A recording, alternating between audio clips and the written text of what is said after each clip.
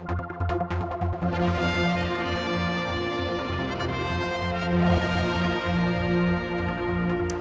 come along to the offices of Boston in the Isle of Man to look at an event in e-gaming terms. It's massive, which is taking place in London shortly, the ICE e-gaming conference.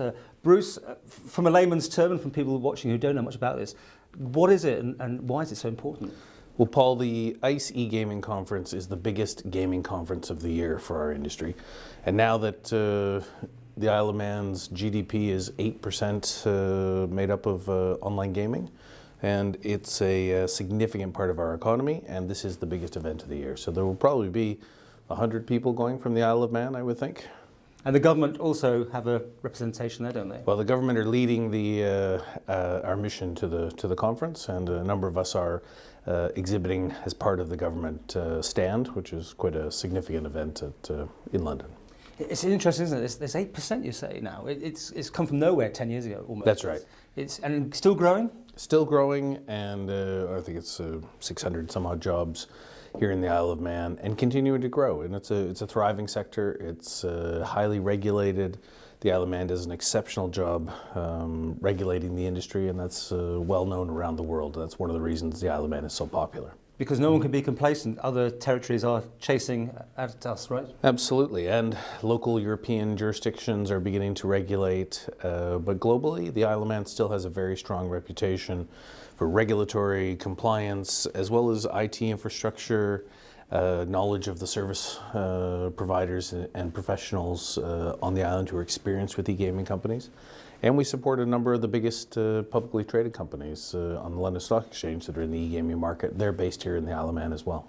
So the movers and shakers get together, the deals are done, that's why you're obviously involved as a trust company? Well, it's a major networking event. There'll be thousands of people attending the conference. Obviously, we're not hoping to have 1,000 meetings, but a significant number of meetings and quality meetings. So people who are genuinely interested in moving to the Isle of Man, setting up their business here, licensing their online gaming operation, and continuing to employ people here. That's the kind of people we're looking for.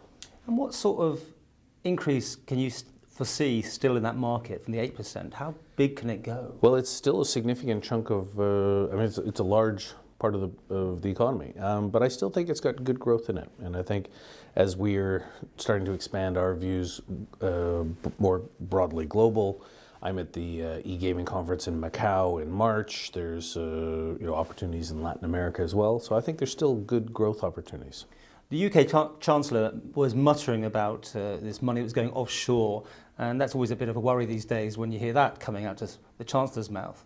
Do you see any potential that the UK will try and grab this market? Without a doubt. The UK is going to tighten up in late 2014 are the early predictions right now. But to take bets in the UK, you'll need a UK gaming license, I expect, of some sort. How that is passported from the Isle of Man, that is under discussions right now, but where the UK has allowed all of the offshore groups to benefit, they're closing that. So should we be worried? No, because I think there's enough territories around the world that are opening, and that the UK respects and sees the Isle of Man in a very strong jurisdictional light, and so I think that we will gain favorable treatment.